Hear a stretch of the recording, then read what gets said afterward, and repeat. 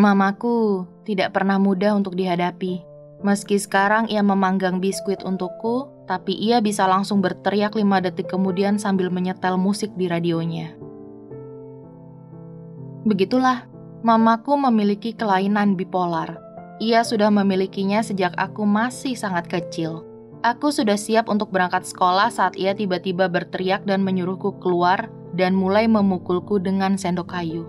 Aku melarikan diri, dan beberapa menit kemudian, ia memelukku erat dan menangis tak terkendali. Aku tidak menyangka bahwa itu baru permulaan.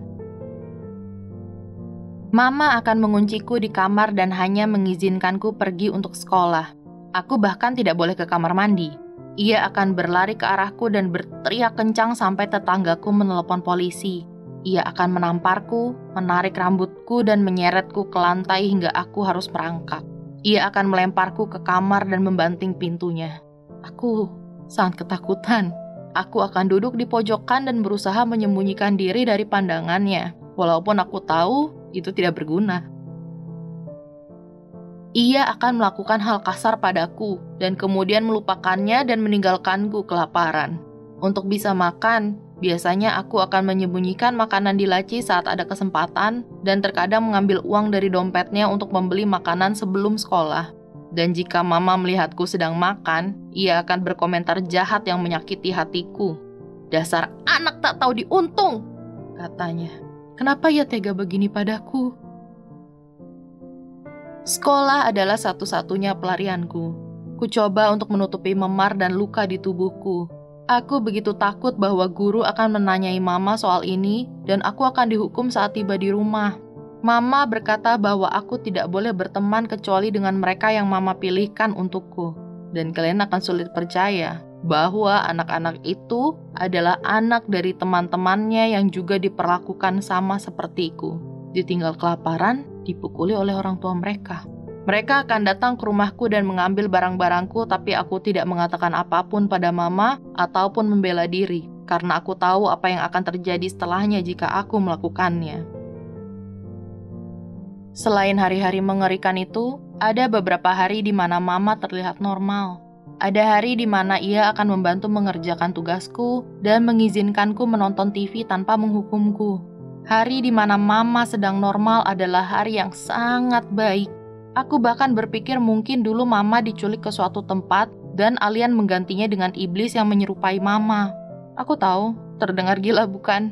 Walaupun ia bisa sangat baik, aku harus tetap siaga untuk lari jika ia kembali berubah menjadi monster dan mulai menghukumku lagi. Hidup dengan mama tidak menyenangkan. Aku sempat berpikir untuk menyingkirkannya. Aku merasa tidak pantas diperlakukan seperti itu. Aku hancur, sakit, dan kelaparan. Aku berharap setidaknya papa ada di sana. Tapi sayangnya tidak. Dan mungkin itu karena papa menyadari betapa beracunnya mama dan pergi sebelum aku lahir. Mama berkali-kali mengatakan bahwa aku harus bersyukur masih hidup. Dan bahwa aku harus berterima kasih padanya karena ada di dunia ini. Bahwa ia melahirkanku dan membesarkanku. Tapi apa aku benar-benar harus bersyukur untuk ini? Haruskah aku berterima kasih pada wanita yang menarik kerah bajuku dan melemparku ke lantai dan meludahiku?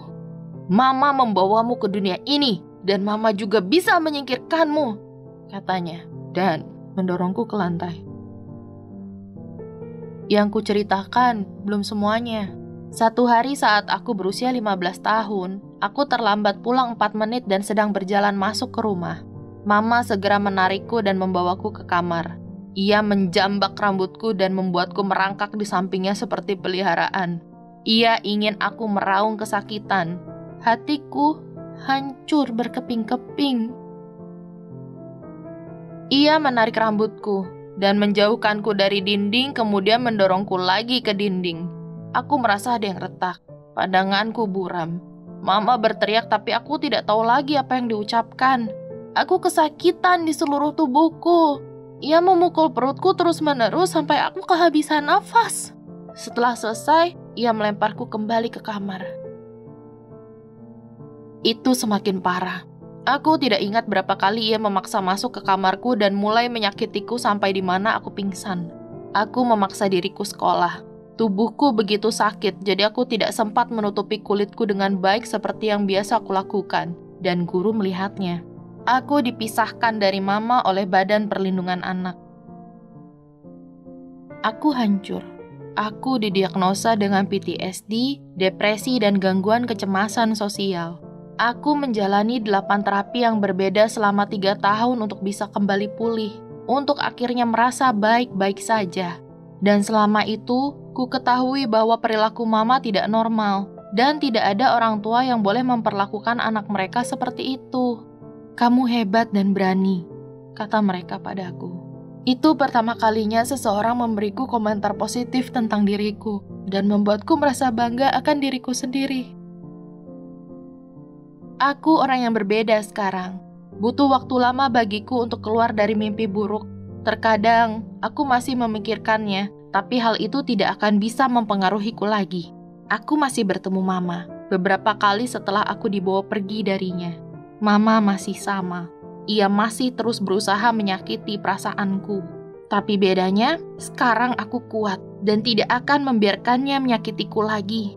Jika kamu memiliki permasalahan yang sama, ketahuilah bahwa kamu tidak layak diperlakukan dengan tidak baik. Bicarakan dengan seseorang dan jauhkan dirimu dari hal tidak baik itu.